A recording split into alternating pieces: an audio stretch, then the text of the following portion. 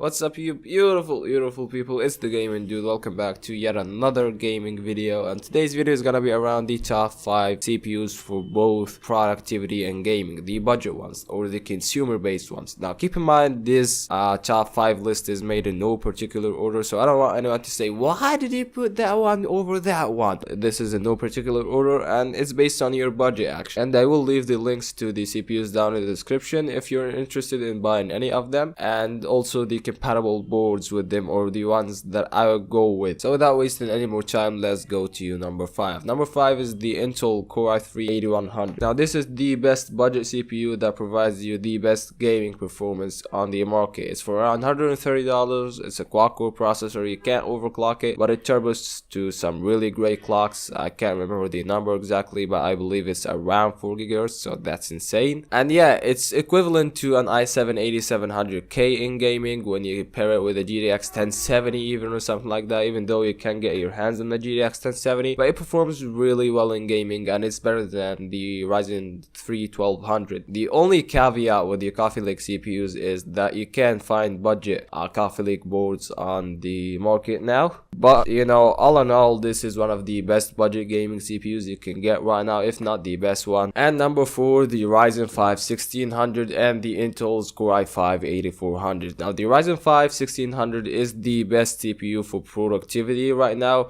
and also gaming, but the i5-8400 tops it out in gaming for its higher clocks and better IPC. Even though the Ryzen 5 1600 has 12 threads and the i5 has only 6, so it doesn't have hyper-threading, developers aren't utilizing the full potential of the CPUs yet. It's too early for this. You don't need 12 threads to play a game. That's why it's one of the best gaming CPU in rendering, 3D modeling and programs like that, and for the price it's insane. It's for around $170. You compare it with a $50 i-board and you get the best performance. Unlike the i5-8400, you're getting the best gaming performance for $180. We're talking an i7-8700K performance in gaming, and yeah, it's better than the R5 1600, even though there isn't a lot of difference between them in gaming. We're talking 5 to 8 frame rates, but when you're gonna get yourself like a 144Hz 1440p gaming PC, you gotta go for the i5-8400 because it know how to get the most out of your GPU. I believe that's a fair comparison between both. So if you wanna go for a best budget CPU for productivity or even gaming, but productivity is your main goal, then the R5 1600. But if you wanna go for gaming and productivity also,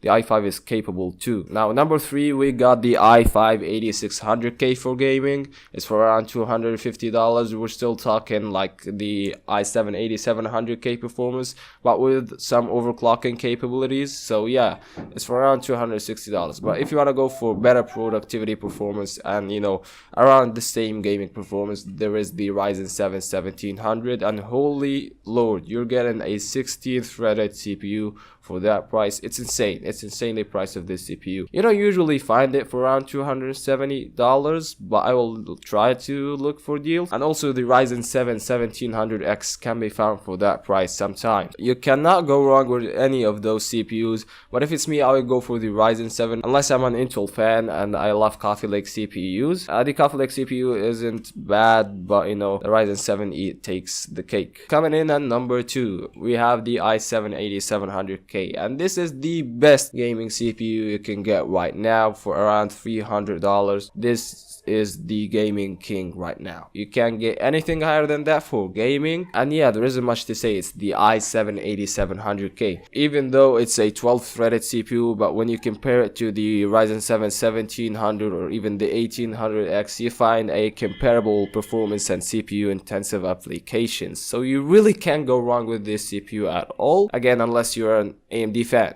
You can go for the AMD 1800X if you want to, but if it's me, I go with the 8700K. This is the best all-rounder and the gaming king, as I said. Now coming in on number 1, and me as a budget gamer, I gotta go with the Ryzen 3 2200G and the Ryzen 5 2400G. Now this video is made at the time where GPUs are not in stock, or they are in stock for a really higher price. And I'm a budget gamer, so if I'm gonna get a CPU, I gotta get one of those. I'm gonna get great performance and 1080p, and I'm not just getting a CPU for the price. I'm getting a CPU and a GPU that's capable of playing the latest modern games at decent settings and decent frame rates. I mean, $400 you're getting a Ryzen 3 1200 performance on the CPU side, and at the GPU side you're getting a performance close to the laptop version of the MX150. But don't underestimate the MX150. I mean, we got around 70 frame rates per second at Fortnite. For the Ryzen 5 2400G, you're getting a Ryzen 5 1400 performance, and you'll be playing games at a higher frame rates than the Ryzen 2200G. We're talking 10 to 15% difference between them. So yeah, you'll be able to play PUBG at 40 to 45 frames per second, and this CPU is around $170. So I wouldn't recommend anyone to get the Ryzen 5 1400 unless you can get it for a good price. Keep in mind, these CPUs require a flash in your BIOS, and AMD has been sending lately some older APUs so you can flash the BIOS and then send them back to them, and you can keep the heatsink. I will leave the link to the article down below and link where you can fill the information so you can get that CPU down in the description. So perhaps for AMD for doing that, and you get to keep the heatsink so you can actually sell it. Basically, you've paid nothing. So yeah, these are the best budget CPUs, but let me know about your opinion down in the description. What is your top pick in your top 5 CPUs? Is it in the list? Is it not in the list? Let me know all about that. Press on that like button if you want to see more videos like this. Press on that subscribe button and share this video with your friends if